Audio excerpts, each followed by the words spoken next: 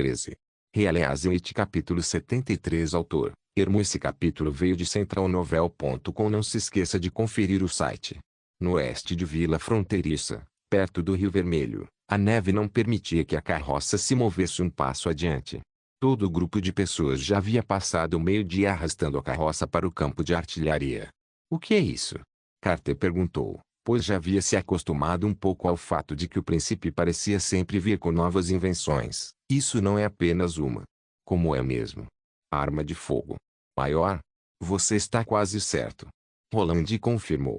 Roland ordenou aos seus homens para remover a tampa para que ele pudesse ajustar pessoalmente o ângulo do canhão. Ele ajustou seu ângulo paralelo ao nível do solo, apontando para uma pilha de neve.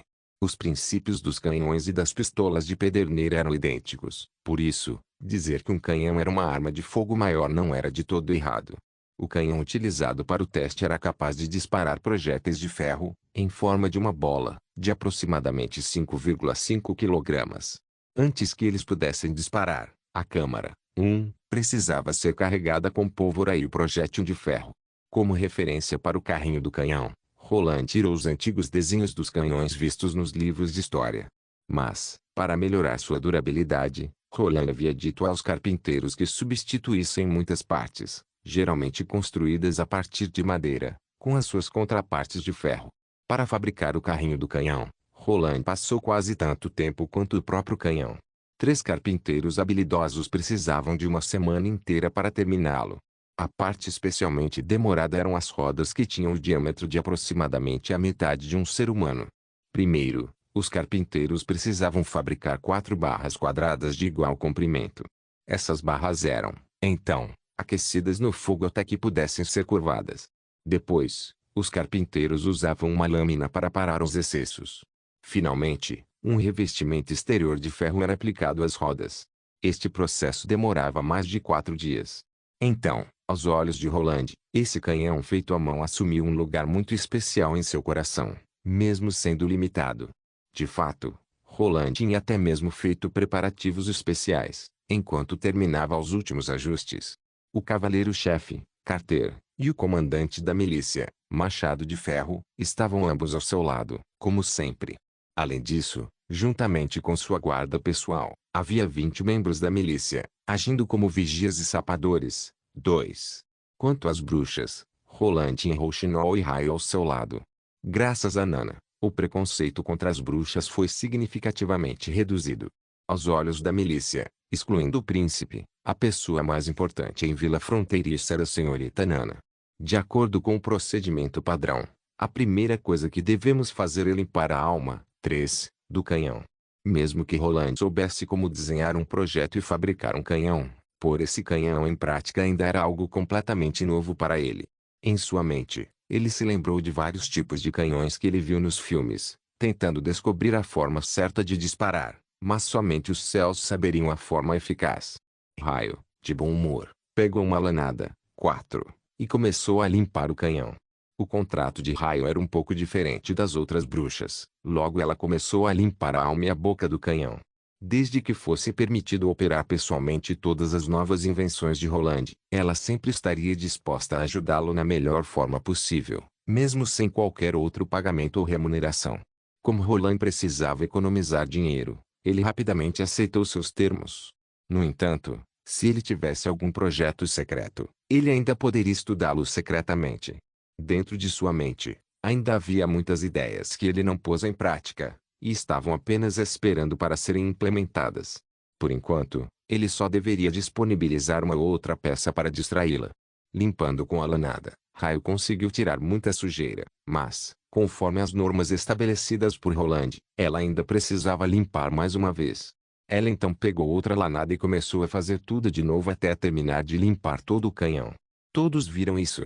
Roland perguntou para todos os presentes de sua guarda e da milícia. O teste de artilharia também era um exercício militar.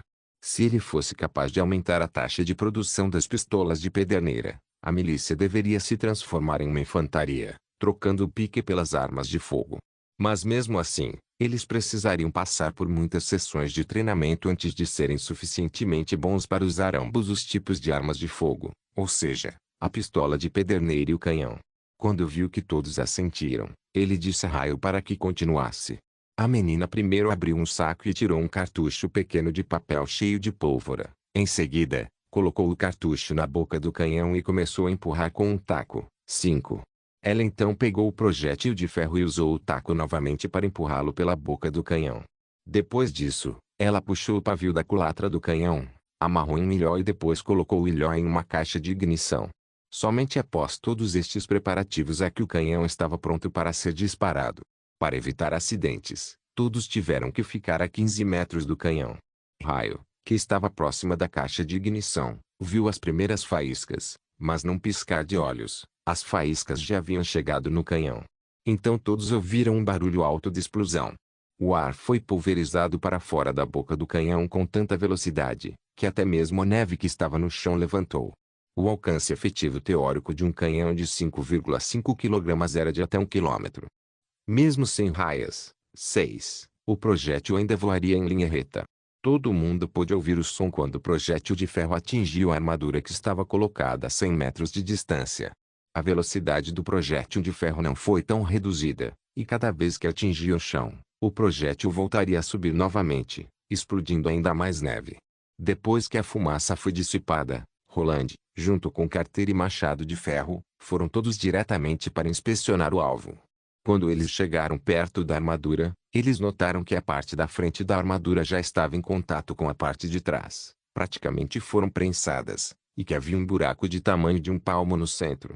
Obviamente, a velocidade do projétil ainda não tinha sido reduzida a zero, já que ainda havia voado 100 metros além disso. Mesmo depois de ter caído no chão, continuou a rolar, mostrando a incrível quantidade de poder que o projétil ainda carregava. Que poder de perfuração assustador, Carter suspirou. Ele já podia imaginar o que aconteceria quando o inimigo estivesse em grupos. Sendo atingido por vários projéteis de canhão, o terror se instauraria em todo o campo de batalha. Santa Trindade, Machado de Ferro começou a orar. Segundo ele, Roland tinha que ser o mensageiro da Mãe Terra. Exceto por um mensageiro de Deus, quem mais poderia trazer um poder tão assustador para o mundo? Ele já havia estudado a química da pólvora. Ela era feita de produtos químicos comuns que só precisavam ser cuidadosamente preparados. A chama era a encarnação da raiva da Mãe Terra, bem como sua arma mais poderosa. Pelo menos, esses eram os pensamentos das pessoas no sul. Sempre que eles vissem a chama laranja avermelhada sem fim produzida por erupções vulcânicas, eles sempre começavam a orar. O resultado do teste foi semelhante ao que Roland esperava de um canhão clássico de 5,5 kg. O canhão teve seu auge durante a Guerra Civil dos EUA e na época de Napoleão. Depois de verificar os resultados do primeiro teste, ele carregou o canhão com diferentes quantidades de pólvora para testar seus níveis de potência. Embora ele soubesse que isso poderia causar danos ao canhão, ainda era necessário fazer os testes. Mesmo depois de disparar com 3 quantidades diferentes de pólvora, o canhão ainda não mostrou nenhum sinal de deformação. Aparentemente, a qualidade do aço usado para fazer o canhão era excelente. Por fim, Roland decidiu que a quantidade de pólvora que eles usariam seria 1,2 vezes a quantidade utilizada durante os testes. Depois, ele usou os testes para selecionar um soldado de artilharia. Vossa Alteza, esta arma é realmente muito poderosa, mas é pesada demais. Se encontrarmos um buraco, não iremos conseguir avançar. Carter, que foi imediatamente capaz de ver os problemas com a nova arma, e criticou, e depois de cada tiro, o tubo precisa ser limpo com uma lanada úmida, para só então ser recarregado. Levando em consideração a pólvora, as bolas de canhão e o próprio canhão, tenho medo de que você precise de 5 a 6 pessoas para operar um canhão sozinho. É isso mesmo, mas tudo isso valerá a pena. Contanto que possamos usar 2 a 3 canhões, Duque. Não, quero dizer, as bestas demoníacas, como aquela tartaruga gigante, não poderão mais atravessar a muralha. Roland Sil, pois essa passou perto. Quanto às desvantagens de um canhão de 5,5 kg, ele pretendia resolvê-lo por meio do transporte. Com a ajuda do motor a vapor, ele poderia converter um navio tradicional em um navio a vapor. Mesmo que fosse o mais primitivo dos barcos a remo, ainda teria um sistema mecânico complexo e volumoso. Então, ao invés de mudar o navio, ele comprou um veleiro de 2 velas. Com a ajuda de Andy, ele poderia até mesmo enviar os canhões atrás das tropas do Duque. Com isso, ele poderia atacar os inimigos de ambos os lados e ser capaz de aniquilar as forças do Duque facilmente e eficientemente. É uma pequena parte do canhão que serve para colocar a pólvora. Fica na culatra. 2. Sapadores são aqueles soldados, como no nosso caso que são os membros da milícia, responsáveis por trabalhos mais braçais dentro da engenharia militar. 3. A alma do canhão é a parte de dentro do tubo, ou a parte cilíndrica interior do canhão, onde direciona o projétil. 4. Lanada é o nome daquela haste com a ponta com lã de carneiro para a limpeza dos tubos de peças de artilharia em geral. 5. Taco aqui representa uma peça de madeira que é utilizada para carregar um canhão, ou outras bocas de fogo, pela boca. 6. Raias são ranhuras ou estrias na alma do canhão, feitas para direcionar melhor o projétil ou mesmo para fazê-lo girar em seu próprio eixo. Eliaswit capítulo 74. Por que não conseguimos comprar? Roland perguntou enquanto analisava a resposta de seu pedido para obter um navio de 2 mastros, que havia sido colocado na mesa de seu escritório. Barov limpou a garganta e depois explicou: Vossa Alteza, é impossível. Um brig custa entre 80 a 120 peças de ouro, mas este seria apenas o custo de fabricação. Também temos que levar em consideração os salários da tripulação. Levando todos os custos adicionais em consideração, teríamos que pagar até 200 peças de ouro. Mas eu não disse que não precisamos de marujos ou timoneiros. Também não precisamos de um capitão. Nós só precisamos comprar um navio, Roland exclamou batendo na mesa para sublinhar o seu argumento. Com a ajuda de Andy, ele não precisaria de tantas pessoas para pilotar o navio. Um navio no rio, geralmente só navega em uma única direção. Então, para operá-lo, seria necessário apenas içar as velas corretamente, o que tornava os timoneiros e marujos redundantes. Além disso, como eles poderiam controlar o vento com Andy, eles não teriam nenhum problema em navegar em linha reta, dispensando o capitão. Vossa Alteza, não há nenhuma oferta desse tipo, pelo menos não em Vila do Salgueiro. Barov explicou dando atenção aos detalhes. Parece que você não conhece o suficiente sobre essa indústria. Em geral, o proprietário do navio também é seu capitão. Ele pode ser um comerciante ou ele pode ser parte da nobreza. Se pertencem ao primeiro grupo, eles viajam entre todas as principais vilas ou cidades que possuem um porto, para vender ou comprar bens. Se eles pertencessem ao último grupo, eles normalmente recrutariam um capitão adjunto que estaria procurando por um navio. A tripulação não é paga mensalmente. Em vez disso, seu salário é pago entre 1 a 3 anos de uma só vez. Barrow respirou fundo e continuou. Na maioria das vezes, o navio e a equipe estão atrelados.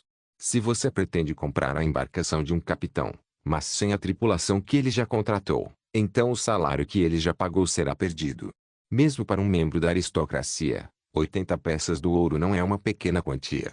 Após o comércio com Vila do Salgueiro no início do mês, a prefeitura agora tem um saldo de 315 peças de ouro, mas se nós gastarmos metade disso para comprar um navio agora, não poderemos pagar os salários da milícia. O ministro adjunto explicou sem pausa dessa vez, mas depois, ele teve que tomar um grande gole de cerveja. Depois de pensar no que tinha ouvido, Roland perguntou: Você disse na maioria das vezes? Sim, Barov assentiu traço. Há 2 casos em que os navios serão vendidos sem a tripulação deles. O primeiro seria quando o comerciante tem uma necessidade urgente de dinheiro, e eles têm que vender todos os seus imóveis. Eles começarão a dissolver sua equipe, e então tentarão vender o navio o mais rápido possível. No segundo caso, o proprietário quer substituir seu navio antigo por um novo. Ambos os casos seriam uma boa oportunidade, mas devo dizer que esse tipo de situação é muito raro. Espere, Roland franziu a testa a traço. Você disse para comprar um navio novo. Então, neste caso, de onde esses navios são? Porto de Água Clara, Condado de Ventomar ou nas ilhas dos fiordes. Somente as cidades com porto marítimo que têm uma doca são capazes de produzir novos navios. Ao ouvir isso, Roland ficou em silêncio por um momento e pensou em tudo. Então, esse era o significado original de não há nenhuma oferta desse tipo, pelo menos não em Vila do Salgueiro. No entanto, eu também não posso viajar para nenhuma das cidades portuárias agora. Elas estão muito distantes, e se eu não contratar uma tripulação, como eu traria o navio de volta à vila fronteiriça? Sendo assim, eu vou ter que pensar sobre isso. Quando o ministro adjunto viu que o príncipe estava perdido em pensamentos, ele rapidamente saiu da sala. Dentro do plano de Roland para o futuro, os navios desempenham um papel insubstituível. Se não houvesse uma maneira rápida e convencional de transportar a artilharia, ele não poderia usá-la em batalha. Geralmente, as tropas do Duque são construídas a partir das tropas do forte, constituídas de mercenários, fazendeiros e cavaleiros. Então, inevitavelmente, sua velocidade de marcha seria lenta quando eles precisarem se mudar. Mas, a artilharia seria ainda mais lenta. Como Carter havia dito, assim que eles encontrarem um buraco, a artilharia não poderia ser movida mais adiante. Pelo menos não durante essa época, pois não havia estradas de asfalto, nem havia uma estrada de pedra. Durante esse tempo, as pessoas caminhavam mais, produzindo muitas trilhas. Se eles tivessem sorte, ficaria ensolarado o dia inteiro. Se tivesse azar, a chuva iria transformar o caminho em um lamaçal sem fim. No final, como sempre, ele teria que confiar em si mesmo. Roland espalhou um pedaço de papel, anotando as especificações necessárias. Em primeiro lugar, o navio deveria poder transportar 1 ou 2 canhões além de 30 pessoas, mas não seria alimentado mecanicamente, apenas com velas. Em segundo lugar, uma vez que o navio seria usado apenas em rios, precisaria ter um casco pouco profundo e estável. Em terceiro lugar, o navio precisaria ser fácil de operar, para que os membros da milícia pudessem operá-lo após um breve treino. Considerando todos esses pontos, a única resposta possível era uma barca de fundo chato. O rascunho em frente a Roland era muito superficial. Era um navio com um centro de gravidade muito baixo que podia ser visto em quase todas as rotas nos rios. No passado, ele tinha visto muitos desses navios carregados com pilhas de areia ou cascalho, e seu corrimão era quase nivelado com a superfície da água. E enquanto houvesse um rebocador, seria capaz de puxar uma barca. Depois de determinar o tipo do navio, o próximo ponto-chave foi determinar qual material deve ser usado ao construir o navio. Roland escreveu 3 opções diferentes: madeira, ferro ou concreto. Navios feitos de madeira pertenciam ao mais antigo da história tecnológica da náutica. De uma jangada a um navio de guerra com mastros.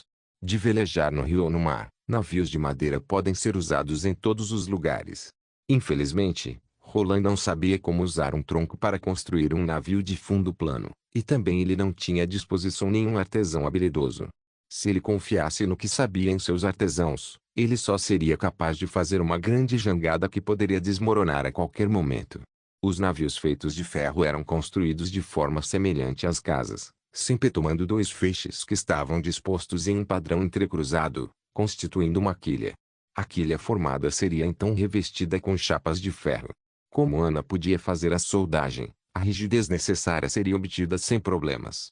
No entanto, essa abordagem esgotaria as já pequenas reservas de ferro. Então, este poderia ser o último recurso, já que a construção de máquinas a vapor e canhões era uma escolha muito mais apropriada. Então, construir navios inteiros de concreto seria a última opção, já que a construção da muralha da vila já estava concluída. Havia agora um excedente de matérias-primas. Enquanto Ana tivesse tempo de calcinar, eles teriam bastante concreto para 1 ou 2 navios. O processo de construção de um navio de concreto também seria muito mais fácil do que um navio de ferro. Enquanto eles pudessem produzir um modelo de madeira que pudesse ser reforçado com barras de ferro, eles poderiam preenchê-lo rapidamente com concreto. Mesmo nesta área rural, eles poderiam facilmente criar vários navios de pesca inteiramente de concreto. Em comparação com os navios de ferro, eles não enferrujariam. Com isso, o navio nem precisaria de muita manutenção. Mesmo que um navio de concreto pudesse ser construído a um custo baixo, ainda seria forte e durável. E mesmo que Roland nunca tivesse aprendido a fazer grandes navios que pudessem cruzar o oceano, um simples navio que pudesse navegar em um rio não precisava de um alto nível de conhecimento tecnológico. Então, construir um desses não seria um problema, certo? Imaginando todos os detalhes em sua mente, Roland pegou a pena e rapidamente começou a desenhar o esboço da barca. Em um lugar próximo ao Rio Vermelho estava um galpão escondido, cercado por um muro alto. Para facilitar o processo de lançamento do navio, Roland estabeleceu a área de construção naval o mais próximo possível do rio. O galpão oferecia abrigo contra o vento e a neve, além de conter 2 fornos para queima de carvão, visando evitar que a temperatura caísse demais e destruindo o efeito de endurecimento, prejudicando o concreto. Os carpinteiros já juntaram todas as peças de madeira e montaram o molde do navio.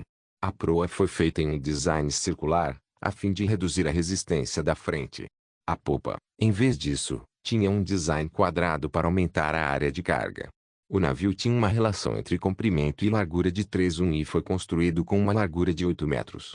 Em comparação com a proporção tradicional de 8:1, era simplesmente um navio gordo. No centro, montaram 2 mastros. Os mastros foram inseridos no convés e conectados às vigas de ferro do navio. No convés, eles colocaram um leme de reserva. O casco foi reforçado com barras de ferro entrecruzadas por todo o navio. O navio não tinha cabos de ferro, pois não era necessário, já que Ana havia soldado firmemente os cruzamentos de ferro, para formar uma estrutura de ferro conectada em toda a ponte. Quando o modelo e os reforços estavam prontos, Roland ordenou que os trabalhadores começassem a enchê-lo. O concreto foi vertido em um modelo semelhante a uma bacia. O meio era plano, mas as paredes circundantes eram 5 metros maiores, formando as paredes da cabine. À primeira vista, parecia apenas uma banheira de forma única. Todas as pessoas que estavam envolvidas na construção, incluindo Ana, nunca tinham pensado que esse material estranho, usado para construir as paredes, também poderia ser usado para construir navios. Nota do tradutor: como alguns estão curiosos sobre a fabricação de navios de concreto, dentre muitos sites que encontrei para traduzir esse capítulo, achei esse link mais didático. Release-it capítulo 75. O cara podia ouvir a respiração mais acelerada das outras bruxas.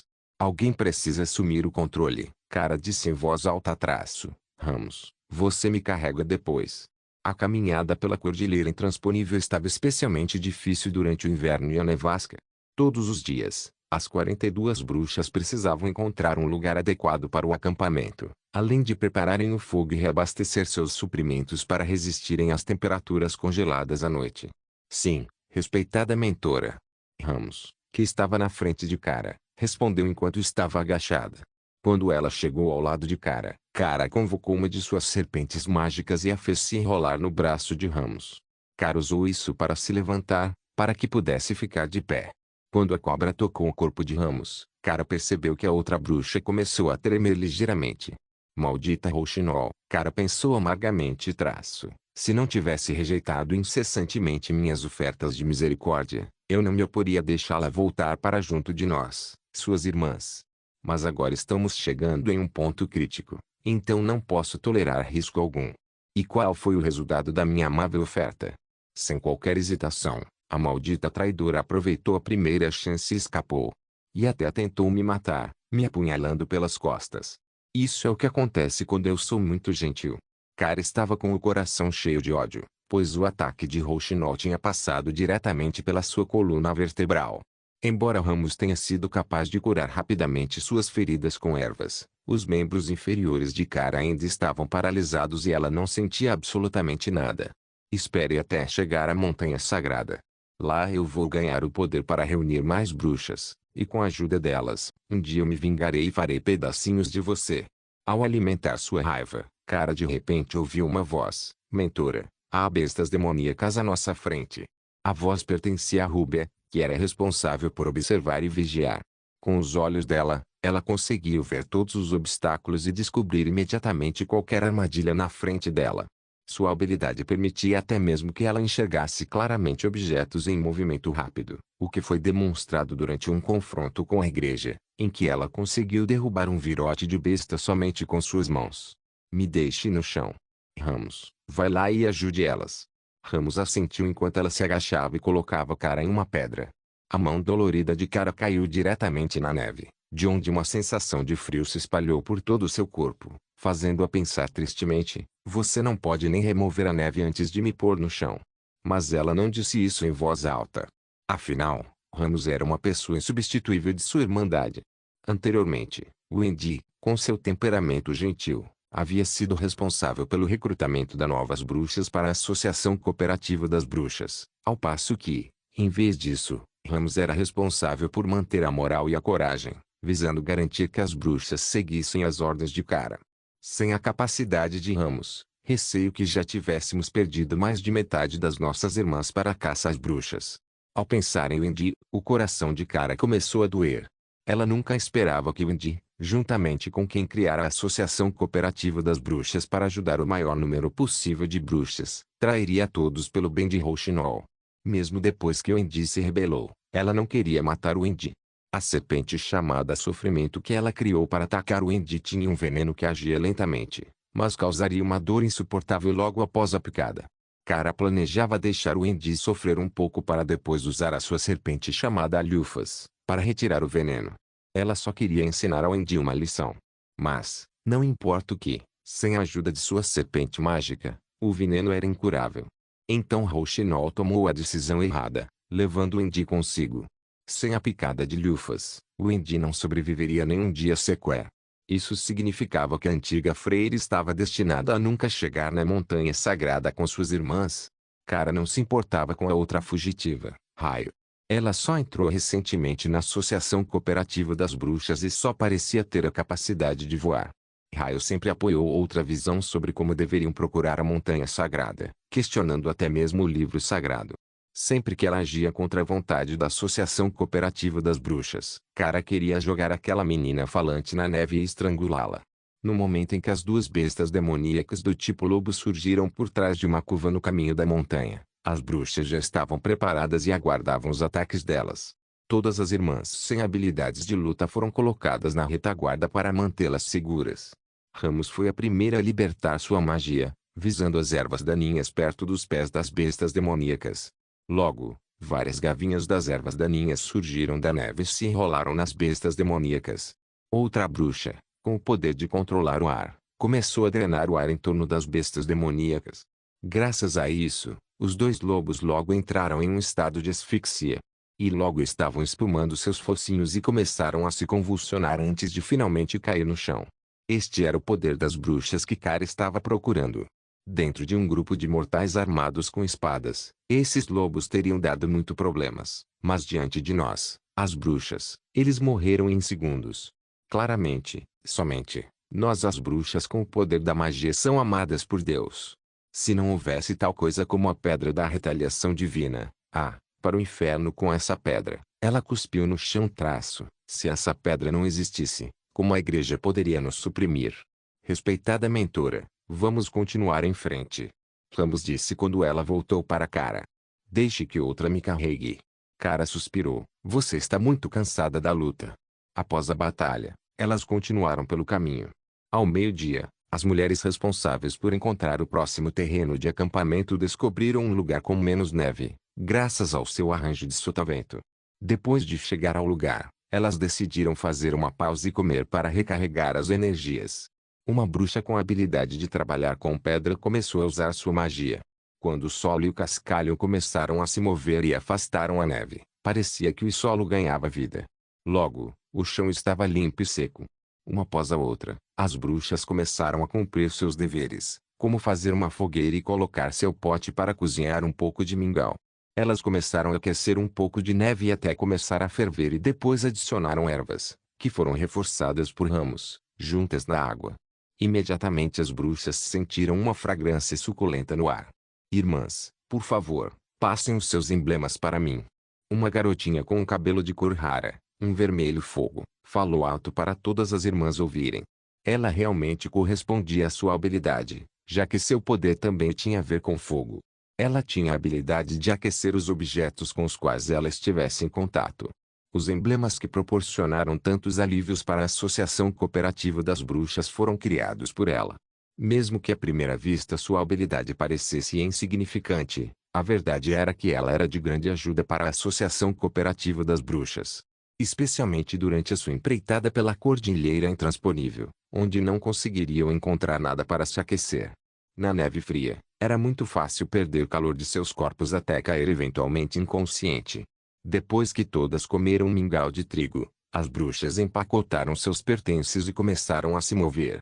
De acordo com a conjectura de Kara, os chamados portões do inferno, na verdade, eram a porta de entrada para a montanha sagrada.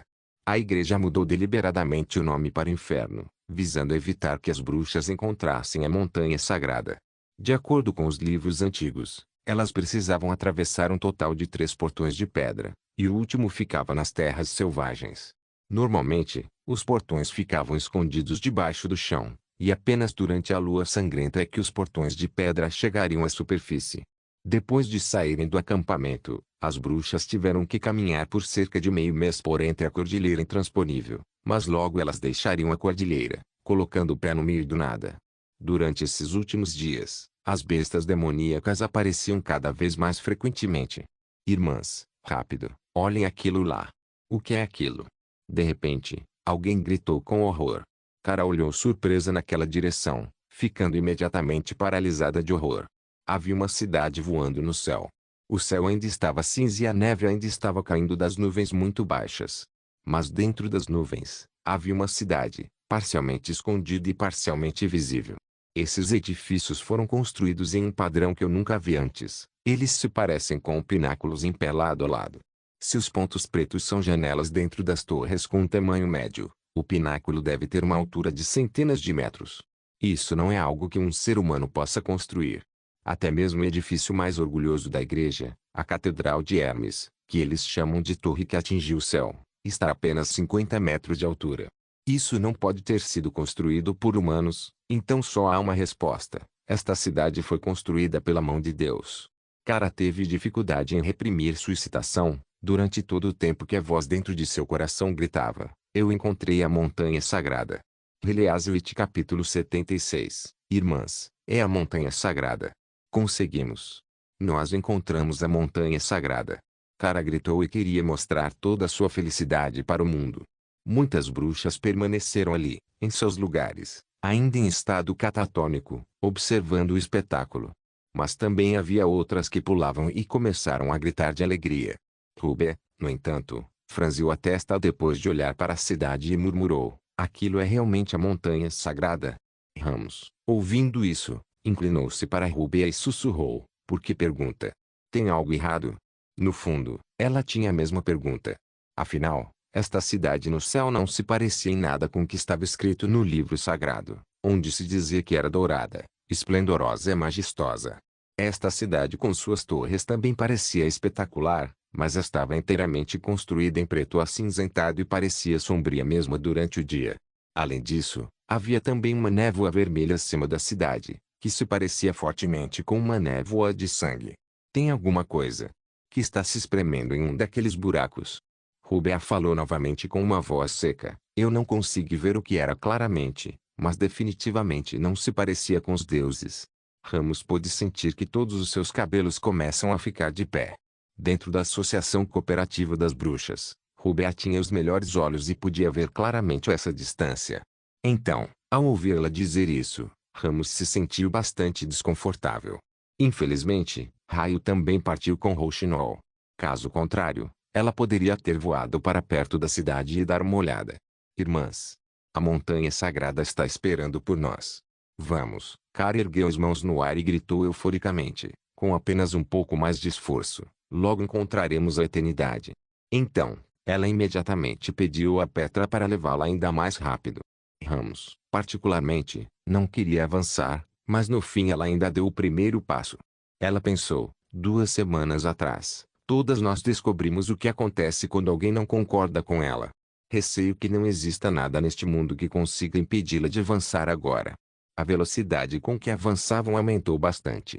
Depois de deixar o sopé da montanha, a neve diminuiu inesperadamente e a temperatura do ar também aumentou consideravelmente.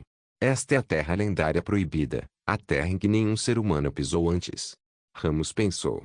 No entanto, agora ela podia ver as pegadas da Associação Cooperativa das Bruxas marcando esta terra inabitada. Se Raio estivesse aqui e visse isso, ela ficaria muito feliz, não é?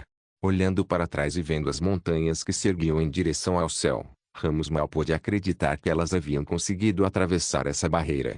Ramos chegou à conclusão que era precisamente por causa da cordilheira intransponível que as bestas demoníacas só conseguiam atacar os 4 reinos por algumas rotas específicas. Então as bestas só atacam mais pelo norte porque lá é mais fácil de passar? Bem, agora não importa mais. Se realmente achamos a montanha sagrada e não precisarmos mais fugir de um lugar para outro, então eu também ficarei muito satisfeito e feliz. Ramos pensou enquanto suspirava suavemente. Para dizer a verdade, quando Rouxinol voltou ao acampamento e contou a todas sobre sua vida e futuro em Vila Fronteiriça, Ramos ficou encantada. Quando Rouxinol perguntou a Endia toda se elas queriam sair junto com ela, Ramos queria gritar seu nome e ir com Rouxinol. Mas no final, ela não conseguiu atravessar o limiar dentro de seu coração e não pôde deixar a sombra do passado para trás. Ramos balançou a cabeça, não se permitindo pensar sobre o passado. Em vez disso, ela concentrou-se em manter o ritmo das outras, para não ficar para trás nesta terra inabitada. Logo elas descobriram algo estranho. Independentemente da velocidade, a cidade parecia se retirar tão rápido quanto elas avançavam. Depois de uma hora de marcha, a montanha sagrada ainda estava suspensa nas nuvens, nem crescendo nem encolhendo. Parecia que elas não estavam se aproximando. Respeitada mentora, por favor, vamos descansar um pouco. Nossas irmãs estão ficando cansadas. Petra disse. Durante este período de marcha, as pessoas que tinham que carregar Cara mudaram várias vezes, mas ela era claramente a pessoa mais cansada, pois tinha que suportar seu próprio peso durante todo o processo. Não. Como podemos parar agora? Cara rejeitou irreflexivamente as sugestões de Petra. Esta é uma prova de nossos deuses, irmãs. Se não mostrarmos nossa vontade forte, nunca seremos capazes de chegar à montanha sagrada. Nós nunca podemos parar. Devemos continuar até o portão para entrar na montanha sagrada que está ali, bem na nossa frente. Ao ver que sua persuasão havia falhado, Petra não podia fazer mais nada além de avançar. Sob nenhuma circunstância as bruxas foram autorizadas a parar, mesmo durante 2 ondas de bestas demoníacas. Eles tiveram que avançar. Durante a segunda onda, elas até encontraram 2 animais híbridos, nos quais as gavinhas de Ramos não funcionaram e, sem elas, não conseguiram parar o ataque dos monstros. Uma irmã que foi pega de surpresa teve que pagar o preço pelo excesso de confiança do grupo. Ela teve seu pescoço cortado pelas garras das bestas e seu sangue foi derramado no solo. Quando finalmente conseguiram matar as bestas demoníacas, descobriram com horror que o céu gradualmente escureceu. Aparentemente, o anoitecer chegaria em breve. A cidade em frente a elas ainda era visível, mas seu contorno tornou-se cada vez mais borrado ao longo do tempo, parecendo que desaparecia gradualmente. De acordo com as suas experiências passadas, elas teriam que encontrar um local adequado e levantar acampamento, mas nesta terra inabitada, os arredores eram completamente diferentes das montanhas. Ao olhar ao redor, tudo o que podiam ver eram planícies infestadas de bestas demoníacas. Não havia um único lugar seguro onde pudessem descansar durante a noite. Respeitada mentora, temos que nos retirar para o pé das montanhas. Deixe Rubén nos guiar com seus olhos vermelhos. Com a ajuda dela, poderemos alcançar as montanhas antes da meia-noite. Uma bruxa implorou. Não. Cara gritou. Passamos toda a tarde caminhando com quase nenhuma pausa apenas para chegar a este lugar. Agora, quando já consumimos mais de metade do nosso vigor, não podemos mais manter a mesma velocidade e retornar. Irmãs, só podemos ir adiante. Nós realmente podemos encontrar a montanha sagrada, e lá podemos nos estabelecer para descansar. Então, o que devemos fazer com Sherry? Perguntou uma bruxa enquanto apontava para o chão onde Sherry estava, sem sinais de vida. Não temos tempo para enterrá-la. Cara balançou a cabeça atrás. Vamos mantê-la ali, que a terra acomodará. Ramos fechou seus olhos com tristeza. Mais uma irmã se foi. Se eu fosse um pouco mais poderosa, ela não teria que morrer nesta terra inabitada, sem sequer uma lápide para contar sua vida. Durante esse tempo, quando muitas irmãs não podiam decidir se deveriam avançar ou recuar, Petra exclamou, olhem para o céu, a cidade se foi. Ao ouvir isso, Ramos imediatamente abriu os olhos olhando para ver o céu noturno escondido atrás de uma parede de nuvens acinzentadas. A cidade havia desaparecido, como se nunca tivesse existido. Todas estavam enraizadas em seus lugares, e um terrível silêncio se acometeu entre elas. Durante todo o tempo em que o sol se levantou, a cidade nunca desapareceu. Ramos de repente teve um sentimento horrível como se o cérebro dela tivesse sido atingido por um raio. Ela lembrou-se dos contos de aventureiros, sobre esses fantásticos cenários vistos no mar. Seu corpo inteiro começou a estremecer, e ela só podia sussurrar, nós fomos enganadas. Logo, ela gritou nós fomos enganadas, essa não era a montanha sagrada. O que vimos foi apenas uma miragem, miragem. Cara virou bruscamente, com o horror estampado no rosto e perguntou com uma voz aterrorizada, o que é isso? É algo que Raio frequentemente mencionava em suas histórias. Um fenômeno que os marinheiros sempre encontravam no mar, Mas também era visto em terra, mas muito mais raro. Tudo o que vimos foi uma ilusão. A real cidade pode estar muito longe de nós. É mesmo possível que nem esteja na nossa frente. Isso significa que, pelo menos, existe e não que desapareceu? Cara perguntou com pouca esperança. Isto, Ramos levou algum tempo para responder traço. Eu não sei. Neste momento, Rubia de repente gritou, cuidado. Algo está chegando, com um olhar horrorizado em seu rosto. Ela olhou para o lado esquerdo do grupo. É uma besta demoníaca. Alguri perguntou, ficando em alerta. Quantas? Não. Rubia respondeu e deu 2 passos para trás com medo. Eu não sei o que é isso. Após a voz de Rubia desaparecer, uma sombra de repente apareceu de longe e atingiu diretamente Rubia com uma velocidade extremamente veloz. Embora Rubia tenha sido capaz de ver claramente na escuridão, ela ainda não conseguiu esquivar daquilo, pois foi muito, muito rápido. Quase em um piscar de olhos, atingiu Rubia em seu peito e percorreu diretamente através dela, acertando e atravessando outras bruxas atrás dela. Quando finalmente parou, várias bruxas foram empaladas, e todas finalmente viram o que era. Na verdade, era uma lança. Release capítulo 77. O sangue de Ramos congelou ao ver esta cena horrível. À sua esquerda, 2 sombras surgiram lentamente da escuridão. Elas eram grandes e tinham uma aparência estranha que não era nada como a aparência de bestas demoníacas comuns. Ramos viu que eles pareciam como criaturas humanoides montados nas costas de lobos híbridos. Seus corpos eram 2 vezes maiores que os humanos comuns e, em vez de armaduras, usavam roupas que eram feitas de um material desconhecido. Não, roupas não era a palavra certa. Era mais semelhante à pele animal que envolvia essas criaturas firmemente, conferindo uma aparência grotesca. No entanto, a característica mais proeminente dos 2 seres eram suas cabeças.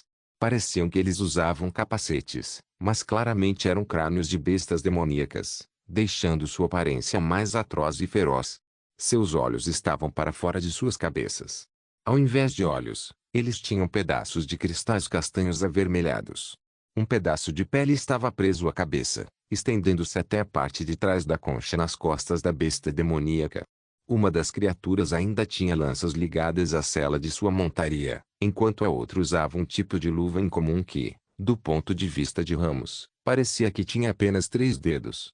De repente, uma palavra passou pela mente de Ramos: demônio, ataquem o inimigo. Cara foi a primeira a atacar e seu grito alto tirou as demais bruxas do estado catatônico em que estavam, pois, as bruxas estavam ali paradas simplesmente olhando atônitas para o inimigo.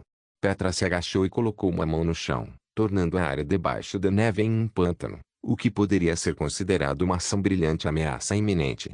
Normalmente, as criaturas poderiam agir rapidamente e ordenar as suas 2 montarias para pular e diminuir a distância entre elas em um instante com suas asas.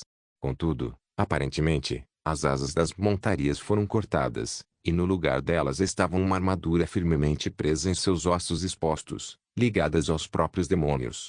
Como eles não podiam voar mais, eles teriam que dar a volta pelo pântano, o que dava tempo para as outras bruxas reagirem. Mas o inimigo não jogava com as mesmas regras das bruxas.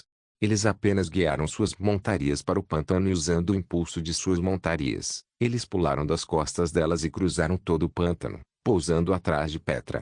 E ali era exatamente o local onde as irmãs não combatentes estavam. Espalhem-se, rápido, Ramos gritou alto no mesmo momento em que o demônio com a luva de 3 dedos começou a assassinar suas irmãs. A agilidade do demônio não era proporcional ao tamanho de seu corpo, tanto que a bruxa que estava perto do seu lugar de aterrissagem nem teve tempo de reagir antes que sua cabeça fosse quebrada para o lado com um soco. Enquanto ainda estavam tentando reagir ao súbito ataque, mais 2 irmãs tiveram seus pescoços imediatamente quebrados, mas, eventualmente, outras fugiram em pânico. Somente Shino ainda estava em seu antigo lugar. Embora ela não tivesse nenhuma habilidade de combate, ela não escolheu fugir como as outras. Em vez disso, ela pegou a besta de suas costas, apontou e atirou no inimigo. Contudo, o demônio reagiu muito rápido, dando um passo para frente e chutando bem no peito de Shino. O chute foi tão poderoso, que a menina voou para longe como uma boneca quebrada, enquanto seu corpo quicava e girava várias vezes antes de cair no chão. O sangue parecia sair sem fim de sua boca, até o ponto de ela ficar imóvel. O demônio que carregava a lança, ao contrário do outro, se virou e caminhou em direção a Petra, que estava totalmente aterrorizada. Ele levantou a lança e apontou para ela, mas exatamente no momento em que queria jogar a lança, uma chama explodiu em sua frente. Pimentinha mirou bem na virilha do demônio e depois que ela atacou, pegou na mão de Petra e fugiu com ela. Quando o demônio tentou alcançá-las, ele foi parado por uma parede de grama negra. Ramos liberou toda a sua magia no chão, deixando todas as sementes dentro da terra crescer, transformando-as em videiras, que lentamente rastejaram na direção ao demônio, que ela inconscientemente chamava de mão de ferro. Ao mesmo tempo, Cara gritou, dor, e lançou duas cobras, com cada uma delas atacando um dos braços do demônio. Quando o demônio finalmente se livrou das cobras de Cara, ele de repente sentiu alguma coisa puxando seus pés. Quando olhou para baixo, ele viu videiras enrolando em seus pés, e de repente foi puxado para trás, caindo no chão. Corram, irmãs, corram. Corram, Ramos gritava e gritava com uma voz trêmula, ao mesmo tempo que estava temerosa. Rápido, todas vocês, fujam. Fujam desses monstros horríveis. Eles são a fonte do mal descrito no livro antigo. Eles devem ter vindo direto dos portões do inferno. O tormento do veneno da serpente parecia ser ineficaz contra os demônios. Quando o Mão de Ferro que estava caído viu que seu companheiro com a lança estava em apuros, ele freneticamente tentou se libertar das videiras que estavam emaranhadas em seu corpo. O demônio com a lança entrou em uma postura de ataque, e seu braço pareceu inchar abruptamente. A armadura de peles em volta do seu braço ficava cada vez mais fina, com diversos vasos sanguíneos inchados e ossos ficando cada vez mais proeminentes. Ramos, cuidado! Petra gritou enquanto usava sua magia para causar um tremor e transformar a área em um pantano novamente. Mas desta vez, ela mirou nos pés do demônio. O demônio já estava no seu movimento de lançamento e, quando o pé afundou no chão, não teve tempo de reagir. Por causa desse ataque inesperado, o demônio perdeu seu equilíbrio e a lança que já estava deixando sua mão mudou seu ângulo no último momento, fincando-se completamente no chão bem na frente dos pés de Ramos. Ao presenciar isso, Ramos começou a suar frio.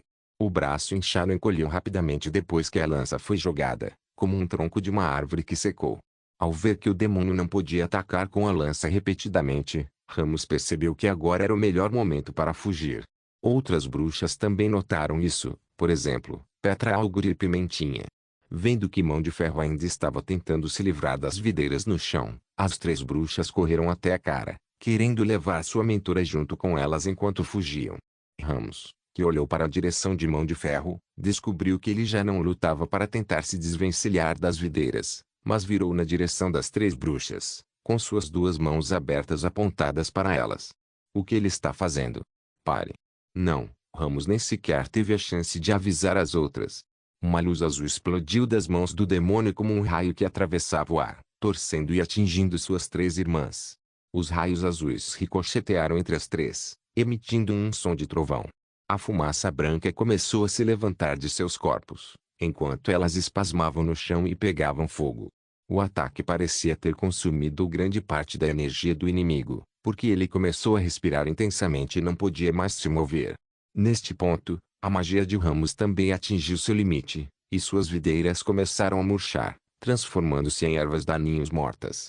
Ramos só conseguia pensar, agora, está tudo acabado.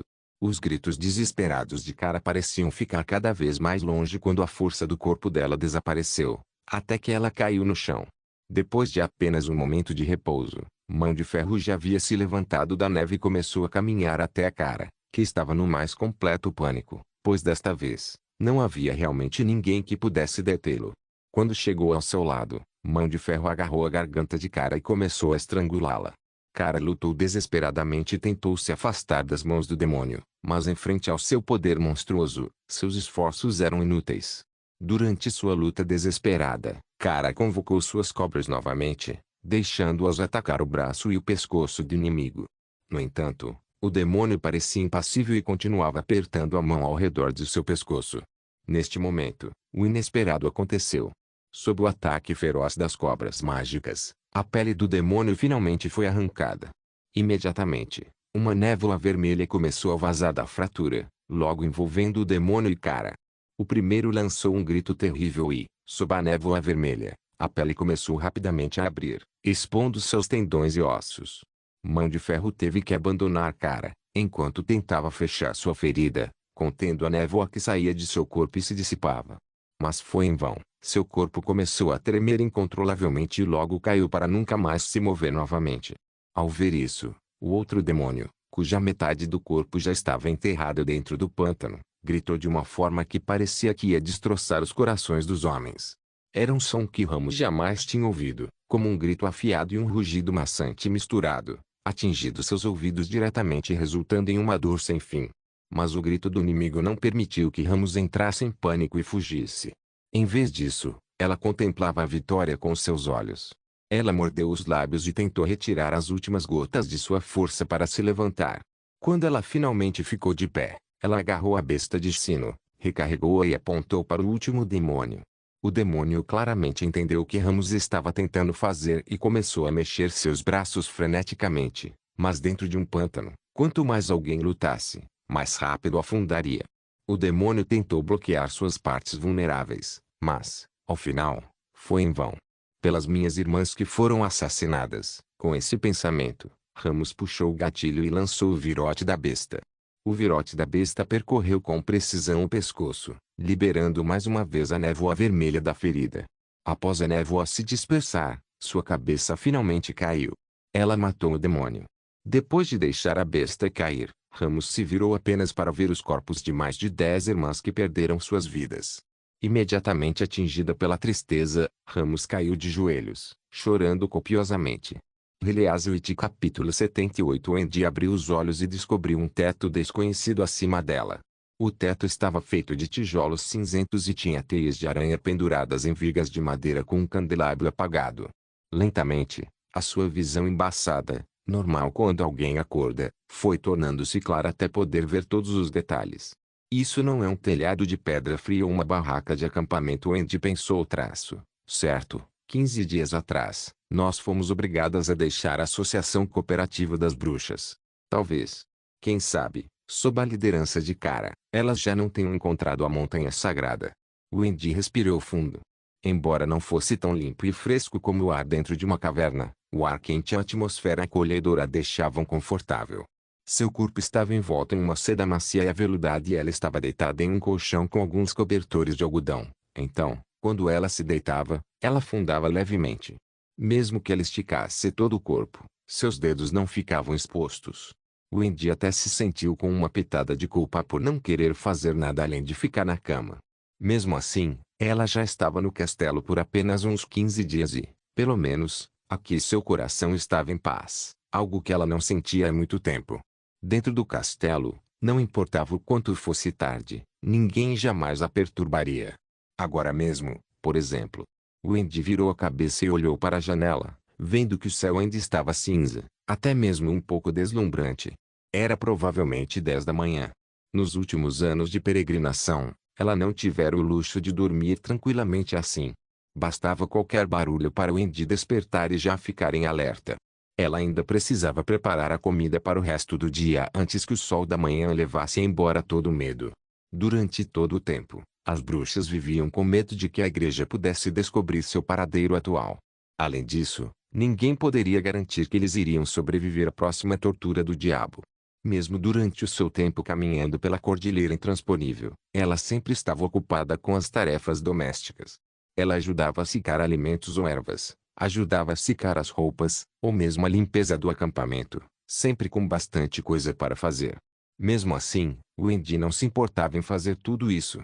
Sempre que ela via os sorrisos de suas irmãs, ela se sentia muito feliz.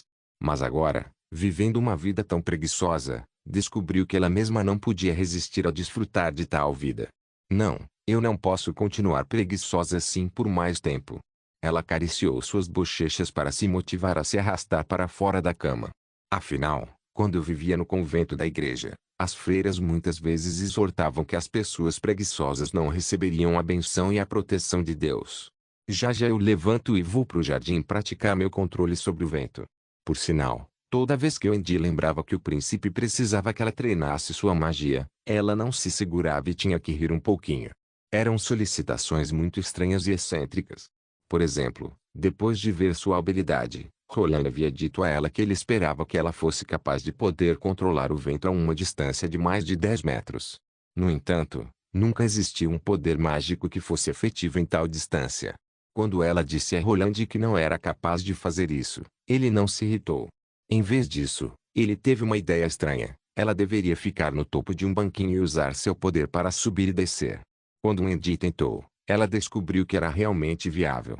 Ao ver os resultados do teste, Sua Alteza Real ficou muito satisfeito. Então, além de pedir para ela treinar mais, Roland também perguntou se ela tinha medo de altura.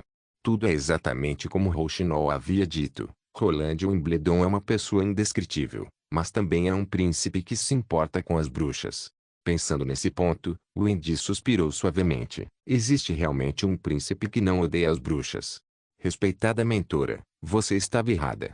Quando Wendy vestiu suas roupas, ela sentiu que eram um pouco apertadas ao redor da área do peito.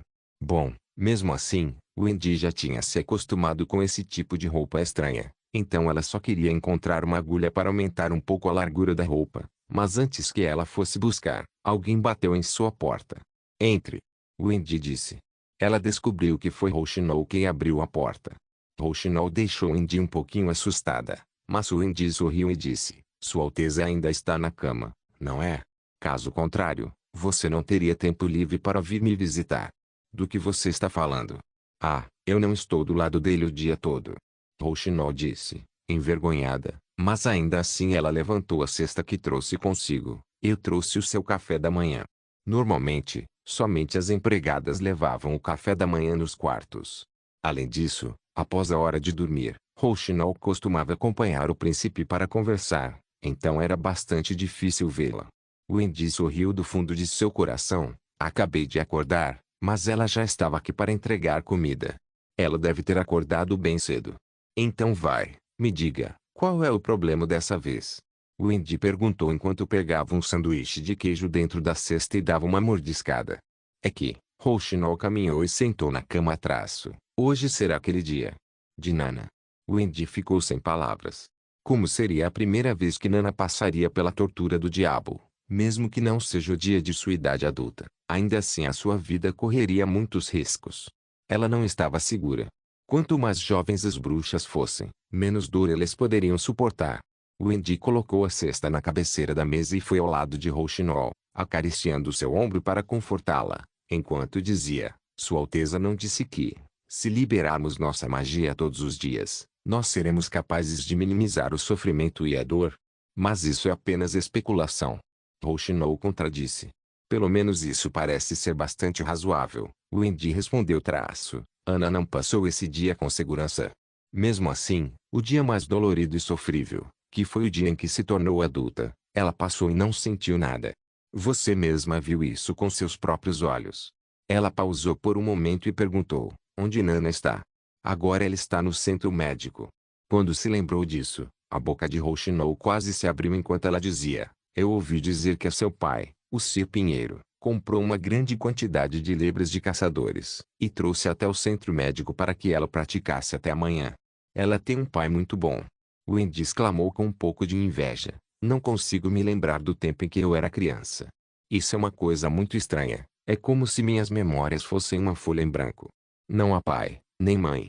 A primeira coisa que me lembro é de quando eu estava dentro do convento. Parece que eu sou um pouco mais afortunada que você. Rouxinol disse isso como se tentasse provocar Wendy. É, você teve muita sorte.